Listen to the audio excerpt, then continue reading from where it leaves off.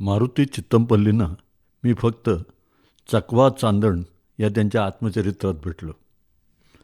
ते वनाधिकारी होते. एकूण 36 वर्ष त्यांनी ही नोकरी केली आणि त्यांनी आयुष्यभर वनांचा आणि वनचरांचा विचार केला आणि वनानं आणि वनचरांनी त्यांना मुबलक धन दिलं. जिम कॉर्बेट या साहेबानं वन्य प्राण्यांविषयी खूप लिहिलं आहे. कॉर्बेट हा शिकारी होता, पण जंगली प्राण्यांचं त्यानं नेहमी सहानुभूतीनं निरीक्षण केलं आणि हे सगळं त्यानं लिहून ठेवलं आहे. एम कृष्णन यांना रामचंद्र गुहा यांनी निसर्गाचे प्रवक्ता असं नाव दिलं आहे. कृष्णन यांनी हत्ती कसे मारतात, वाघांचे वेगवेगळे आवाज, आक्रमक, हिंसक, आश्चर्यवाचक आणि मैत्रीपूर्ण असे अनेक सुंदर निबंध लिहिले आहेत. ते उत्कृष्ट निसर्ग प्रकाश चित्रकार होते. एका निबंधात त्यांनी हनुमान हा कोणत्या जातीचा वानर असावा याचा मागोवा घेतला आहे. हनुमंताचं वर्णन मॅकॉक जातीच्या वापराशी जुळतं. हनुमंताचं वर्णन मॅकॉक जातीच्या वानराशी जुळतं, फक्त त्याची शेपटी लहान असते. हंपीत कोरलेला आणि राजा रविवर्मा यांनी चितारलेला हनुमान बॉनेट जातीचा वानर आहे. त्याची शेपटी लांब आणि झुपकेदार असते. पण चित्तमपल्लींचं वाचलं की थक्क व्हायला होतं. चित्तमपल्लींना माणसं अशी भेटली ज्यांना जंगलाचं अभूतपूर्व ज्ञान होतं. नवेगाव बांधचे माधवराव पाटील एक असे मित्र ज्यांनी त्यांना भरभरून जंगलाचं ज्ञान दिलं. हे पाटील त्यांच्या अनेक पुस्तकात भेटतात. चकवा चांदण हे त्यांचं आत्मचरित्र. हे नावही जंगलातलंच आहे. चकवा चांदण म्हणजे घुबड. जंगलात फिरताना त्याच्या आवाजामुळं चकवा अनुभवायला मिळतो. ही एक प्रकारची भूल आहे. त्यामुळं शुक्राची चांदणी दिसेपर्यंत थांबावं लागतं. आई हा आपल्या सगळ्यांचा पहिला गुरु. चित्तमपल्लींच्या आईनंही त्यांना खूप शिकवण दिली. एकदा वनखात्यात शिरल्यावर मारुतरावांचं जीवन पूर्णपणे बदललं. जंगल म्हणजे काय, त्याचे नियम काय असतात, सगळे प्राणी वनचर मनुष्यासहित एकमेकांना पूरक आयुष्य जगतात हे त्यांना अनुभवायला मिळालं. संस्कृतचा अभ्यास त्यांनी त्यातल्या वृक्षवल्लींच्या अभ्यासासाठी केला. प्रभू श्रीराम 14 वर्ष वनवासात होते, त्यामुळे वाल्मिकी रामायणात वनांचं भरपूर वर्णन आहे. पांडवांनाही वनवास भोगावा लागला होता, त्यामुळे महाभारतातही खूप काही आहे. मारुतरावांना आपल्या जीवन प्रवासात गोनी दांडेकर, व्यंकटेश माडगुळकर यासारखे थोर लेखक मार्गदर्शक भेटले.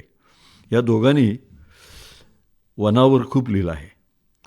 सलीम अलीसारखे जगद्विख्यात पक्षीशास्त्रज्ञ त्यांच्या संपर्कात होते.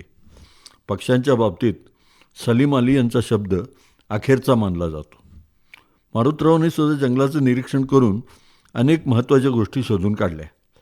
अस्वल हा जंगलातला वैद्य असं आदिवासी वनचरांच्या सहवासातून त्यांना समजलं. हे वनचर गुपचूप अस्वलाच्या पाठीमागून जात आणि अस्वल कोणत्या झाडाचा पाला ओरबाडतं त्याला खूण करून ठेवत. तात्पर्य म्हणजे अस्वलाला सर्व वनस्पतींचे औषधी गुण माहिती असतात. वारूळ नेहमी पूर्व आणि पश्चिम असतं. मारुतरावांनी वनसंवर्धनासाठी आपल्या हातून होता येईल तेवढं केलं. सरकार दरबारी पाठपुरावा करून काही वनसंवर्धनाच्या योजना कार्यान्वित केल्या. निळावंतीची पोथी नावाचा एक ग्रंथ आहे, तो मिळत नाही. गुगलवर काही खोटारडे आपल्याकडं तो आहे असं लिहितात. ही पोथी ज्यानं वाचली त्याला पशुपक्ष्यांची भाषा समजते असं मानतात. एक तर ती पोथी मिळत नाही, मिळालं तर वाचताना अडथळे येतात आणि अर्ध्यावर सोडली तर वेळ लागतं असं म्हणतात. मारुतरावांना या पोथीची अस्सल प्रत मिळाली असं त्यांनीच कुठेतरी लिहून ठेवलं आहे. पण पशुपक्ष्यांना बोलता कुठे येतं? त्यांना फक्त वेगवेगळे आवाज काढता येतात. त्यांचा अभ्यास केल्यानंतर त्यांना काय म्हणायचं ते समजू शकतं. जशी शेतकरी वर्गाला गुरांची भाषा समजते किंवा पाळलेले कुत्रे मालकांशी संवाद साधतात. जशी शेतकरी वर्गाला गुरांची भाषा समजते किंवा पाळलेले कुत्रे मालकांशी संवाद साधतात. आयुष्यभर चित्तमपल्ली वन आणि वनचर यांच्या सानिध्यात राहिले. त्यांची आई ते लहान असताना प्राण्यांच्या गोष्टी सांगत असे आणि वनाधिकारी झाल्यावर त्यांना माधवराव पाटील आणि गौंड आदिवासी यांनी या वनविद्येची संथा दिली. आणि वनाधिकारी झाल्यावर त्यांना माधवराव पाटील आणि काही गोंड आदिवासी यांनी वनविद्येची संताधली. माधवराव हे त्यांचे जिवलग मित्र एकेकाळचे पट्टीचे शिकारी होते.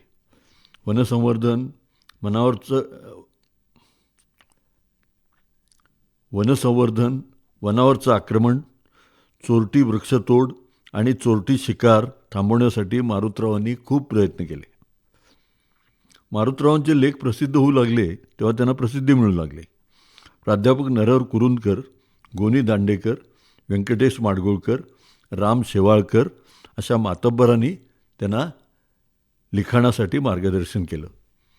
कुरुंदकर म्हणत की त्यांना ललित लिहिता येणार नाही. एकदा त्यांनी चित्तमपल्लींचा लेख दुरुस्त करून दिला होता. तेच चित्तमपल्ली नंतर मराठी साहित्य संमेलनाचे अध्यक्ष झाले. त्यांची प्रसिद्धी वाढत गेली. त्यांनी केलेल्या उपक्रमांची चाहता झाली. त्याचा परिणाम म्हणजे मत्सर, हेवा असे जे प्रामाणिक अधिकारी वर्गाला सोसावं लागतं ते सगळं चित्तमपल्लींना सोसावं लागलं. पण हा अरण्य ऋषी सगळं काही पचवत गेला. अरण्यानं त्यानं मुक्त हस्तानं दिलं. सेवानिवृत्तीनंतरसुद्धा चित्तमपल्ली वनविद्येचा पाठपुरावा करीत राहिले.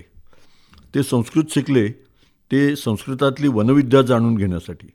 प्राचीन काळातल्या ऋषींची ही ज्ञानलालसा चित्तमपल्लीपर्यंत अशी पोचली. त्यांना जे गवसलं ते त्यांनी मुक्त हस्तानं वाचकांपर्यंत पोचवलं. चित्तमपल्लींना अनेक सन्मान मिळाले. यावर्षीच त्यांना पद्मश्री पुरस्कारानं गौरवण्यात आलं.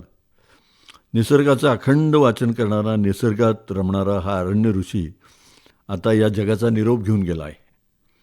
त्यांना निसर्गानं दीर्घायुष्य दिलं आणि त्यांनी त्याचं सोनं केलं. आता त्यांना भेटायचं ते त्यांच्या पुस्तकात.